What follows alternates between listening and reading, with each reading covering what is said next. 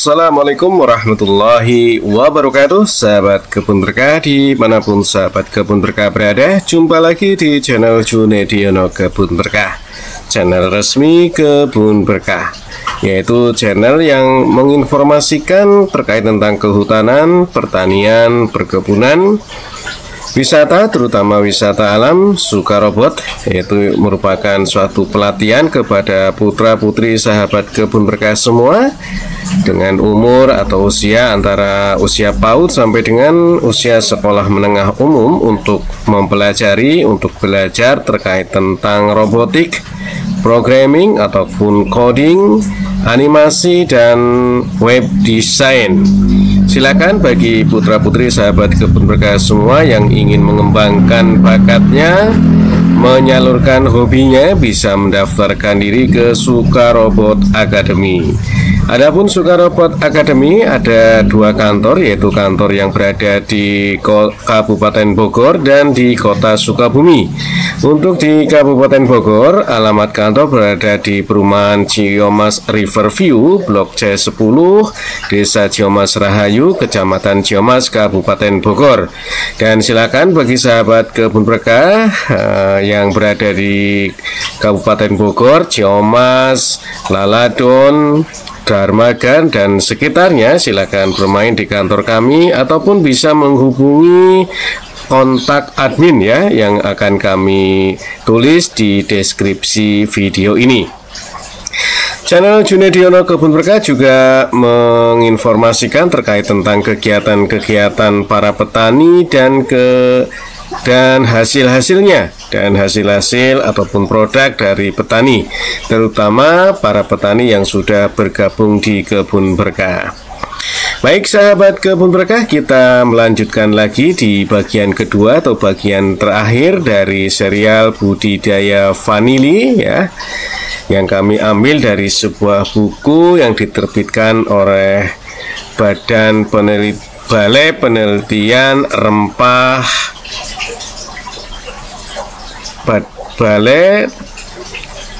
Penelitian Tanaman Rempah dan Obat yang berkantor di Bogor dulu ya. Sepertinya ini sudah menjadi BRIN ya, kalau nggak salah ya. Dan buku ini terbit di tahun 2000 berapa ya, saya cek dulu ya sahabat kebun berkah. Di tahun 2001 sahabat kebun berkah ya, sudah lama juga ya, dan disusun oleh Bapak Agus Ruhnayat ya. Apabila kita kemarin sudah membicarakan terkait dengan bagian 1 yang mulai dari pendahuluan, terus taksonominya atau botaninya dan syarat tumbuh, sekarang kita mencoba untuk membahas terkait tentang budidaya atau cara menanam atau cara bercocok tanam. Ini adalah bagian yang keempat dari buku ini. Dan di bagian keempat ini, bagian bercocok tanam atau menanam tanaman vanili ini ada beberapa bagian. Yang pertama, pengadaan bahan tanaman, terus pohon panjatnya atau lanjarannya ya. Yang ketiga adalah pengolahan tanah dan penanaman. Yang keempat adalah pemeliharaan. Yang kelima, pola tanam. Yang keenam, penyerbukan bunga. Yang ketujuh adalah panennya.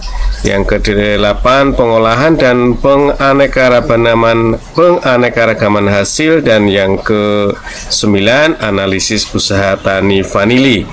Baik sahabat kebun berkah yang berbahagia, dan terus terang saja kami atau saya tidak begitu paham terkait vanili sahabat kebun berkah.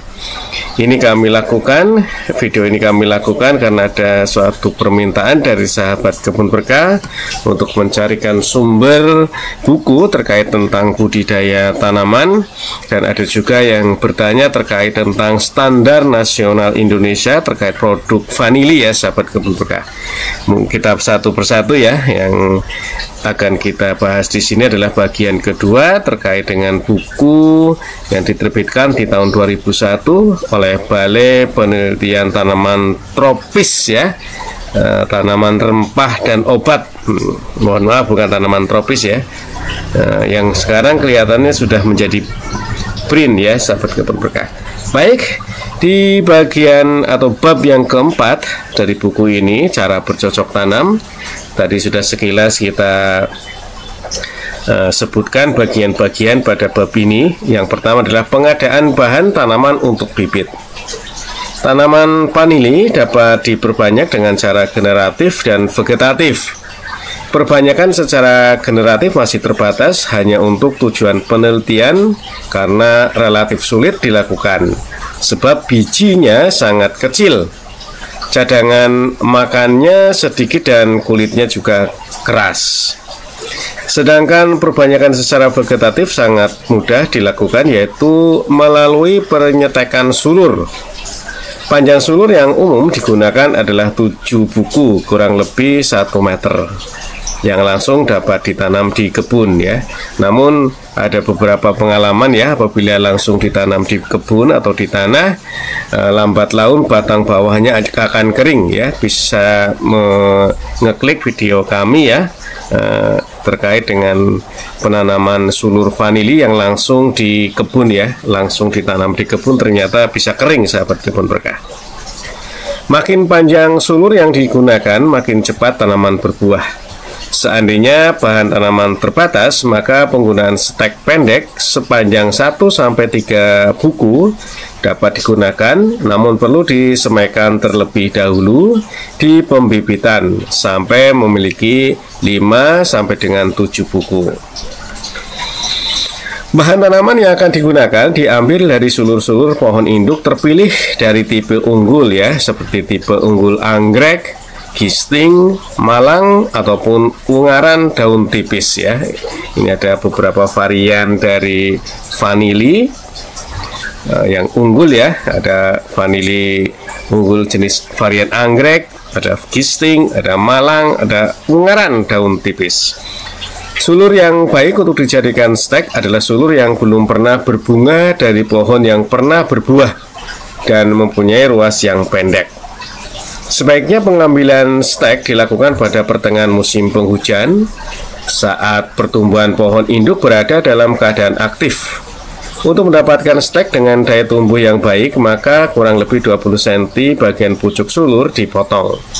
Hal ini dilakukan agar bahan pembangun seperti karbohidrat, asam amino, vitamin, dan zat pengatur tumbuh tidak banyak terpakai dan tertimbun di bagian sulur tanaman. Pengambilan sulur tanaman dilakukan 4-6 minggu kemudian, pada saat tunas-tunas tidur sudah mulai aktif dan tampak menonjol di ketiak daun. Sebelum dilakukan pengambilan sulur, terlebih dahulu dilakukan pelepasan akar yang lekat ya dari pohon-pohon panjatnya. Pemotongan stek dilakukan kurang lebih 5 cm di atas dan di bawah buku. Akar-akar lekat yang terdapat pada buku-buku dibuang untuk merangsang keluarnya akar baru. Sebelum disemes, stek dicuci dengan air yang mengalir dengan tujuan untuk menghilangkan lendir yang terdapat pada ujung stek dan kotoran-kotoran yang menempel. Untuk mempercepat keluarnya akar stek, perlu direndam dalam air kelapa hijau dengan konsentrasi 50% selama 4 jam, atau urin sapi 5% selama 10 menit. Untuk mencegah serangan penyakit busuk batang, stek kemudian dicelupkan ke dalam larutan fungisida dengan konsentrasi 2%, 2 gram atau 2 ml per liter air selama 20-30 menit. Kemudian stek-stek tersebut dihampar di tempat teduh dan lembab, atau dapat juga dibungkus kertas koran basah selama 2-3 hari. Sebelum ditanam dilakukan penyortiran, yaitu dengan cara membuang stek yang busuk berwarna kuning ataupun kecoklatan. Sahabat kebun berkah yang berbahagia, yang kedua di dalam bagian menanam adalah menyiapkan pohon panjat. Pertumbuhan dan perkembangan tanaman vanili memerlukan pohon panjat untuk tempat melekat dan memanjat sekaligus sebagai pelindung dari sengatan sinar matahari. Tanaman vanili tidak tahan terhadap sinar matahari penuh. Intensitas penyinaran yang diperlukan berkisar antara 30-50%. Pohon panjat atau pelindung yang dipakai hendaknya mempunyai persyaratan ya. Di antaranya pertama, cepat pertumbuhannya dan rimbun. Kedua, mempunyai perakaran yang dalam sehingga tidak bersaing dengan tanaman vanili dalam hal pengambilan hara dan air. Yang ketiga, dapat bersimbiosis atau berasosiasi dengan mikrotanah yang menguntungkan seperti rhizobium, azotobacter, mycorrhiza, dan sebagainya. Yang keempat, produksi daunnya banyak sehingga bisa digunakan sebagai pupuk organik dan mulsa. Yang kelima, daunnya tidak mudah gugur pada musim kemarau. Yang keenam, tidak bersifat alelopati atau meracuni tanaman pokok. Yang ketujuh, mudah dipangkas dengan daya regenerasi yang cepat. Yang kedelapan, tahan terhadap hama dan penyakit. Dan yang kesembilan, bukan merupakan inang hama dan penyakit vanili. Dan tanaman yang dapat digunakan sebagai pohon pemanjat atau pohon panjatan atau pelindung adalah gamal, Gliricida maculata, dadap cangkring, Erythrina volusca, maupun lamtoro ya. Batang pohon panjat diambil dari pohon induk yang sehat dan sudah mengkayu dengan diameter 5-7 cm dan panjangnya 1,75 sampai 2 meter ya. Ini pohon panjatnya, bisa gamal atau bisa dadap maupun bisa lamtoro. Bagian yang ketiga di bab budidaya adalah pengolahan tanah dan penanaman. Areal yang akan digunakan untuk kebun vanili sebaiknya yang belum terinfeksi penyakit busuk batang. Pembukaan lahan yang dilakukan pada awal musim penghujan, pencangkulan tanah dilakukan sampai kedalaman 20-30 cm dan dibiarkan terbuka terhadap sinar matahari selama kurang lebih 2 minggu agar jamur-jamur patogenik dapat tertekan pertumbuhannya.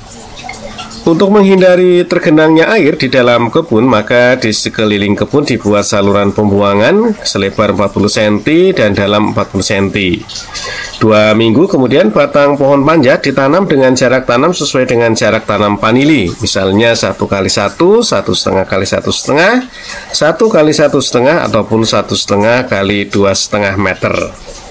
Sementara menunggu pohon panjat tumbuh, ruangan diantaranya ditanami tanaman yang bernilai ekonomi dan dapat menyuburkan tanah seperti kacang tanah, kedelai, ataupun tanaman pangan lainnya seperti jagung. Lubang tanam vanili dibuat setelah pohon panjat berumur 6-9 bulan dengan ukuran 60 x 60 x 40 cm di sebelah timur pohon panjat dengan jarak kurang lebih 15 cm. 1 bulan kemudian, setiap lubang tanaman diberi 20 liter pupuk kandang, 500 gram dolomit atau kaptan, atau 200 gram NPK dengan perbandingan 1:2:3. Lubang tanam ditutup dengan tanah dan selanjutnya dibuat guludan-guludan individu melingkar pohon panjat setinggi kurang lebih 20 cm. Pada guludan-guludan individu tersebut dianjurkan ditanami bawang-bawangan ya, yang akan menekan perkembangan jamur patogen. Kemudian secara bertahap dibuat guludan-guludan memanjang arah utara selatan atau mengikuti kontur atau lereng yang menghubungkan guludan-guludan individu dalam barisan. Bibit atau stek vanili ditanam pada lubang-lubang tanam yang telah dipersiapkan. Apabila bahan tanaman berasal dari pembibitan, maka kantong plastik atau polybagnya dibuka dengan hati-hati agar akar tidak terputus dan tanahnya tetap utuh. Apabila bahan tanaman berasal dari stek panjang, maka 4-5 buku dibenam miring, namun pangkalnya tidak ikut terbenam untuk menghindari tumbuhnya jamur-jamur patogen. Setiap lubang tanam ditanami 1 bibit atau 1 stek vanili. Selanjutnya guludan ditutup dengan seresah atau daun-daunan. Bagian yang ketiga dalam bab bercocok tanam vanili adalah pemeliharaan. Pemeliharaan dilakukan yang pertama dengan pengikatan dan menaikkan dan serta menurunkan sulur. Oke. 1 bulan setelah ditanam, stek vanili mengeluarkan sulur. Sulur vanili yang tidak menempel pada batang pohon panjat diikat agar akar lekatnya dapat cepat melekat. Apabila sulur telah mencapai ketinggian 2 sampai 2,5 meter, maka sulur pada ketinggian 1,6 sampai 1,75 meter dilepas dari batang pohon panjatnya dan dibiarkan menggantung pada cabang pohon panjat. Apabila pucuk sulur telah mencapai 30 sampai 50 cm dari permukaan tanah, ujung sulur diarahkan lagi ke atas dan diikat pada batang pohon panjat. Cara menaikkan dan menurunkan sulur ini cukup beragam ya. Salah satunya adalah pada penurunan pertama dan kedua setelah mencapai tanah sulurnya dipotong. Kemudian ujungnya dibenamkan ke dalam tanah. Dengan cara ini penyerapan hara dan air akan lebih intensif karena jumlah akar di dalam tanah lebih banyak. Hal yang keempat di dalam bercocok tanam atau budidaya vanili adalah pemupukan. Pemupukan tanaman vanili masih terbatas pada pemakaian pupuk organik ya. Memang disarankan organik karena sahabat kebun berkah, buyer baik dari mancanegara terutama ya lebih menyukai vanili organik ya. Vanili yang diproduksi tanpa bahan-bahan kimia, sahabat kebun berkah. Jadi hindarkan budidaya yang kimiawi ya. Sahabat kebun berkah yang berbahagia, namun apabila memang ya kondisinya sangat memerlukan, kondisinya sangat tidak memungkinkan untuk bertani vanili organik ya, apa boleh buat ya sahabat kebun berkah. Ada beberapa pupuk seperti urea, TSP dan KCL ya, dilakukan diberikan lah ibaratnya ya. Untuk memperoleh pertumbuhan tanaman vanili yang baik dibutuhkan unsur-unsur hara seperti 3024 mg NO3 per liter ya, 5,8 mg H2PO4 per liter, 140,4 mg K per liter, 288 mg Ca per liter, 76,7 mg magnesium atau Mg per liter, 172,8 mg SO4 per liter, ditambah unsur mikro. Unsur hara yang terserap dalam 100 gram bahan kering vanili juga cukup tinggi ya sahabat kebun berkah. Nah, nanti bisa dilihat di bagian ini ya, tabel kadar hara pada 100 gram bahan kering tanaman vanili ya. Kita lihat tuh ya. Kita lihat di diagram ini, silakan sahabat kebun berkah. Tanaman vanili mempunyai perakaran yang sedikit dan dangkal. Akar utama yang keluar dari bagian buku berjumlah 1-3 buah dengan percabangan yang tidak begitu banyak.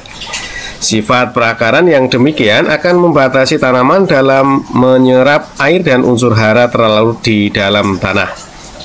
Oleh karena itu, cara pemberian pupuk pada tanaman vanili perlu diperhatikan. Pemupukan pada tanaman vanili sebaiknya dilakukan lewat daun dan tanah. Pemupukan lewat daun dapat dilakukan setiap 1-2 minggu sekali dengan dosis 5-8 gram per liter air, tergantung kondisi tanamannya. Penyemprotan pupuk daun hendaknya dilakukan pada pagi hari pukul 6-7 atau sore pukul 17-18 saat kelembaban udara relatif tinggi. Sedangkan pemupukan lewat tanah dilakukan setiap awal dan akhir musim penghujan ya. Dan ini juga pupuk NPK ya, dengan perbandingan 1:2:3.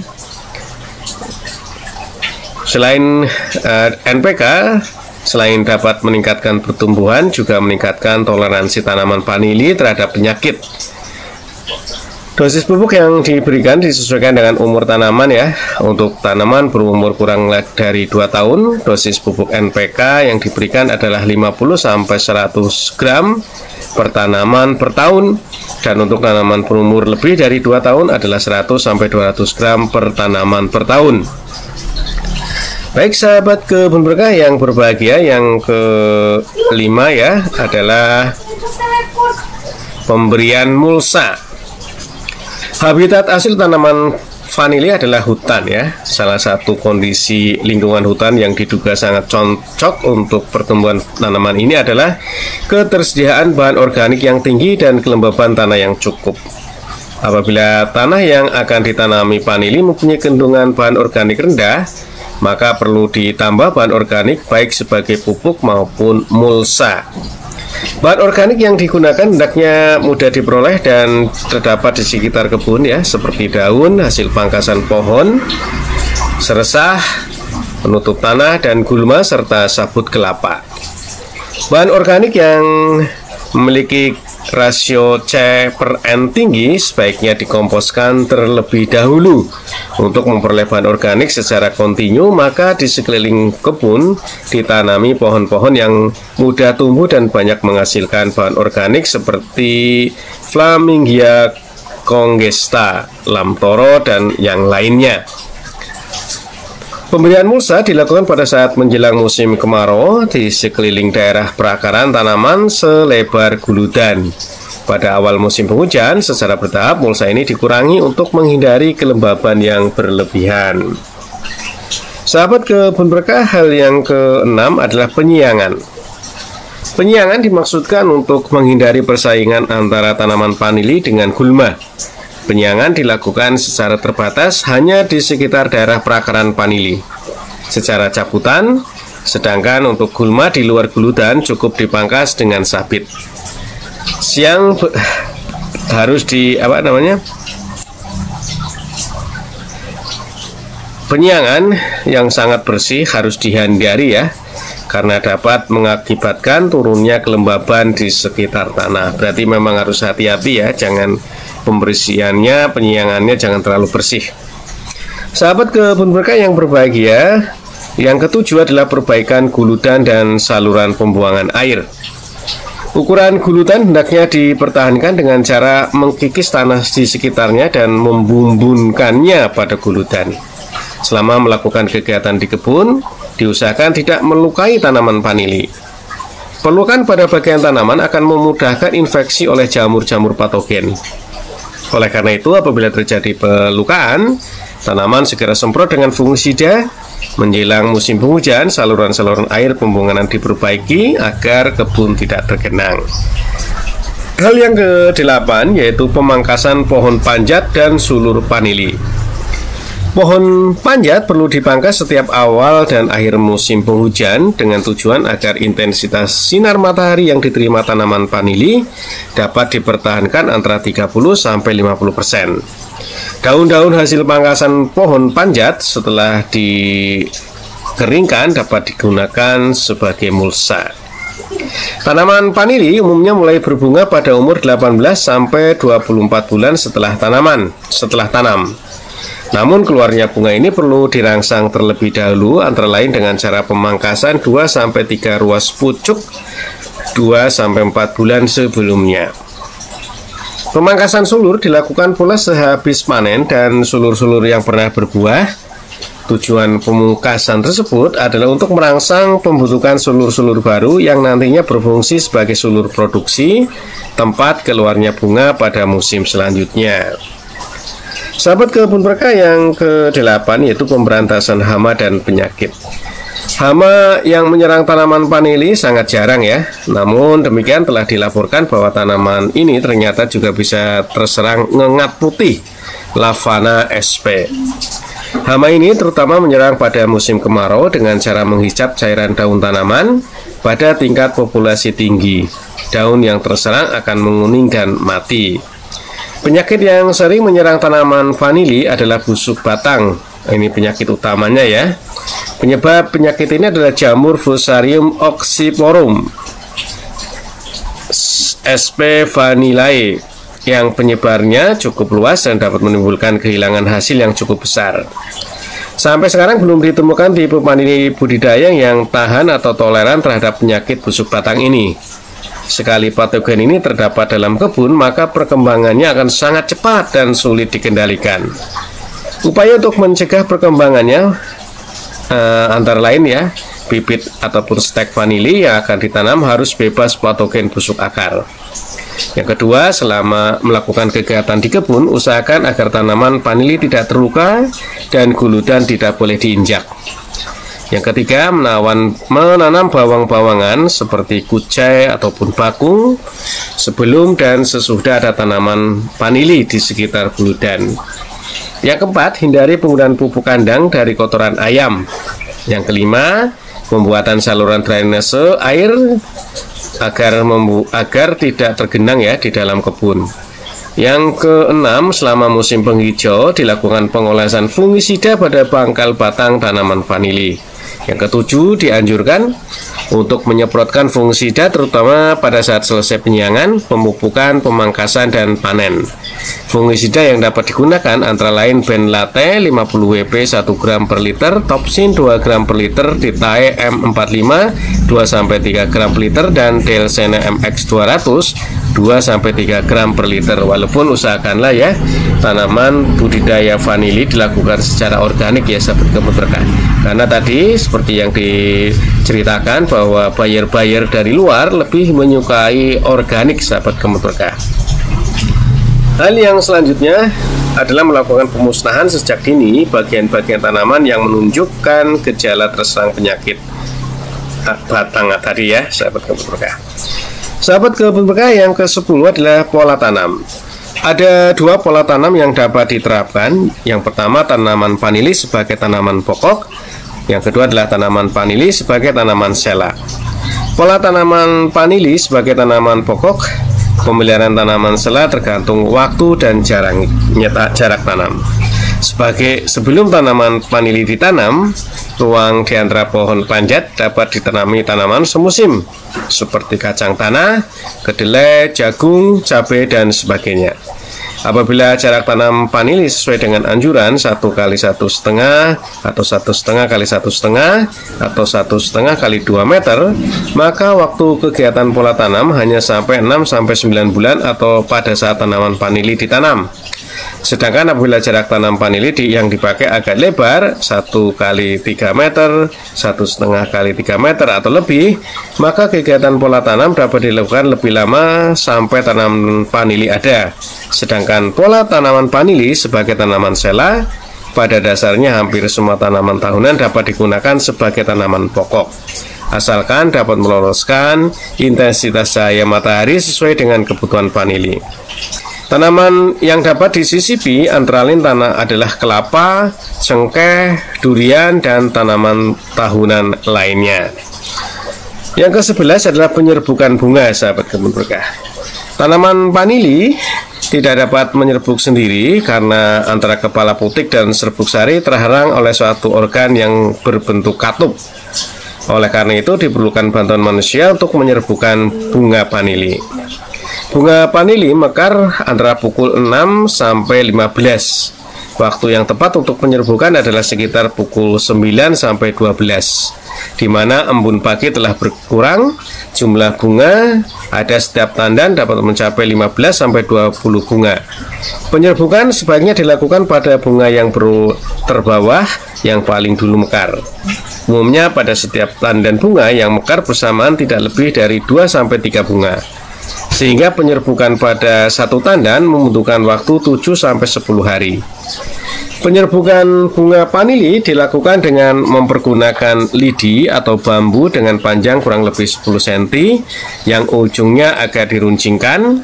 Lidi tersebut ditekan pada bibir bunga sehingga tangkai putik agak tergoyak dan terbuka.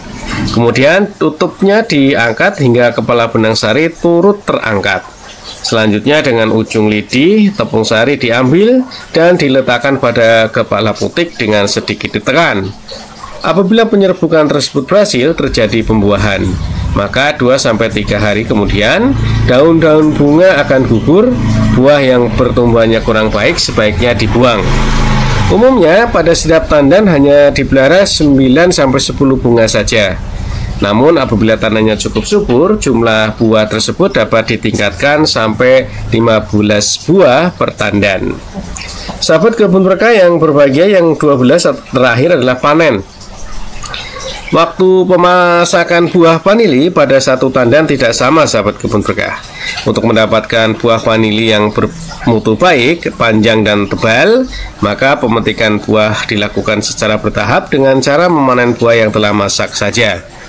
Pemetikan dilakukan secara hati-hati agar tandan buah tidak rusak. Pemetikan sebaiknya menggunakan gunting pangkas. Buah vanili yang siap dipanen dicirikan oleh warna hijau buahnya.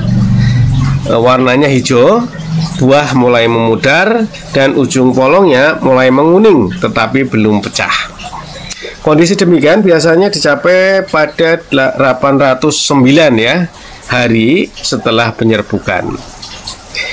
Polong vanili yang dipanen pada umur yang tepat akan menghasilkan vanili yang kering yang mengkilat, lentur, berdaging, warna coklat kehitaman dengan aroma yang khas dan tajam, serta kadar vanilin yang tinggi. Apabila buah dipetik terlalu muda, maka setelah diolah akan diperoleh buah vanili yang kaku dan aromanya kurang. Sebaliknya, apabila terlalu masak, buah akan pecah sehingga mutunya juga turun. Yang selanjutnya adalah pengolahan dan penganeka-ragaman hasil. Yang pertama, pengolahan. Polong yang baru dipanen dicuci dari kotoran-kotoran yang menempel, kemudian disortir berdasarkan panjang, ketebalan, kerusakan, dan polong cacat. Buah vanili yang telah disortir harus segera diolah. Proses pengolahan polong vanili ada 4 tahap, yaitu pelayuan, pemeraman, dan pengeringan. Yang ketiga adalah pengering anginan, dan yang keempat adalah penyimpanan. Tahapan pengolahan vanili yang pertama yaitu pelayuan. Tujuan pelayuan adalah untuk menghentikan pertumbuhan vegetatif dan mendorong aktivitas enzim membentuk vanili. Mula-mula air dimasak pada wadah atau drum yang terbuat dari besi atau stainless steel ya. Setelah suhu air mencapai 63-65 derajat Celcius, celupkan polong vanili dengan menggunakan wadah yang terbuat dari plat besi berlubang atau anyaman kawat atau keranjang bambu. Lamanya pencelupan tergantung pada ukuran polong.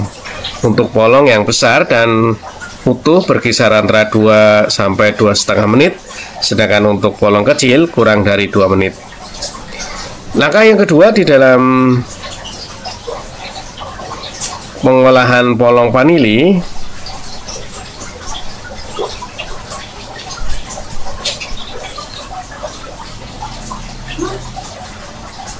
langkah yang kedua adalah pemeraman dan pengeringan.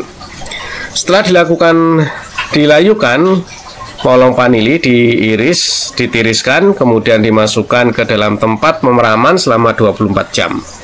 Tempat pemeraman dibuat dari peti kayu yang berdinding ganda.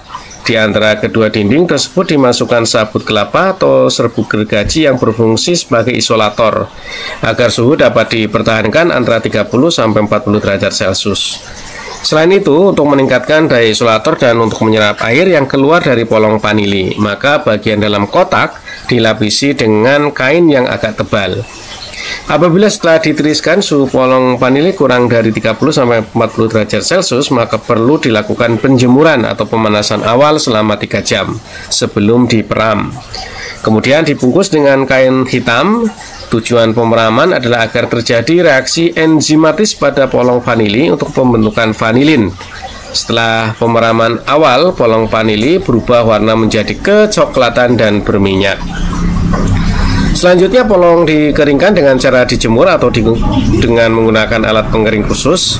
Apabila pengeringan dilakukan dengan cara penjemuran, maka polong ditaruh di atas rak bambu atau sejenisnya yang beralaskan kain hitam selama 2-2,5 jam dan dibolak-balik sebanyak 2-4 kali.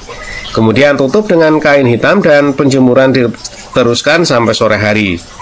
Selesai penjemuran polong vanili dalam keadaan panas, segera digulung dengan kain yang sama. Selanjutnya dimasukkan ke dalam kotak pemeraman dan simpan di ruangan yang kering. Proses ini diulang setiap hari sampai kadar air mencapai 55-60%. Selama proses pemeraman dan pengeringan, apabila ada polong yang berjamur, maka bersihkan secara hati-hati dengan menggunakan kapas atau kain halus yang dibasahi air panas dan alkohol ya. Proses yang selanjutnya adalah pengering anginan. Pengering anginan bertujuan untuk menurunkan kadar air secara perlahan dan meningkatkan aroma vanilin. Polong vanili disusun pada rak bambu atau kawat dan disimpan dalam ruangan selama 30-45 hari. Ruangan tempat penyimpanan harus kering, bersih, tajuk, dan berventilasi. Polong vanili diperiksa secara rutin dan yang sudah cukup kering kadar airnya mencapai 35-38% dikeluarkan dari rak untuk diproses selanjutnya. Pengiringan anginan ini dapat dikomunikasikan dengan menggunakan oven yang bersuhu 50 derajat Celcius selama 3 jam setiap harinya. Mutu vanili yang dihasilkan dengan cara kombinasi tersebut jauh lebih baik dan waktu yang diperlukan lebih singkat, kurang lebih 10 hari, sahabat kebun berkah. Yang selanjutnya adalah penyimpanan, conditioning ya. Tujuan dari penyimpanan adalah untuk penyempurnaan atau pemantapan aroma. Proses penyimpanan merupakan tahap akhir dari pengolahan polong vanili, sehingga vanili dapat diikat dengan tali sebanyak 50-100 polong per ikat. Kemudian masing-masing ikatan dibungkus dengan kertas minyak atau kertas parafin. Selanjutnya dimasukkan ke dalam peti yang dilapisi kertas minyak. Peti tersebut kemudian disimpan di ruangan yang sejuk dan kering. Penyimpanan dilakukan selama 2-3 bulan. Secara rutin dilakukan pemeriksaan untuk melihat adanya serangan jamur. Polong yang terserang jamur segera dibersihkan dengan kapas atau lain kain halus yang dibasahi alkohol. Polong yang kurang atau tidak keluar aromanya dijemur dan diperam kembali ya, sahabat kebun berkah. Itulah sahabat kebun berkah, insya Allah nanti akan kita bahas standar mutu ya, baik melalui SNI maupun yang lain ya. Mudah-mudahan kita bisa ya, mudah-mudahan. Nah, karena janji saya untuk berbicara juga terkait tentang standar mutunya ya. Mudah-mudahan sahabat kebun berkah. Baik sahabat kebun berkah, itulah bagian kedua ataupun bagian terakhir dari budidaya vanili si emas hijau ya, yang kami dapatkan dari buku yang diterbitkan oleh Balai Penelitian Tanaman Rempah ya, yang sekarang sudah berubah menjadi BRIN ya. Mudah-mudahan bisa bermanfaat pada sahabat kebun berkah semua. Terima kasih dan assalamualaikum warahmatullahi wabarakatuh, dan jangan lupa untuk share dan subscribe channel ini. Terima kasih dan semangat.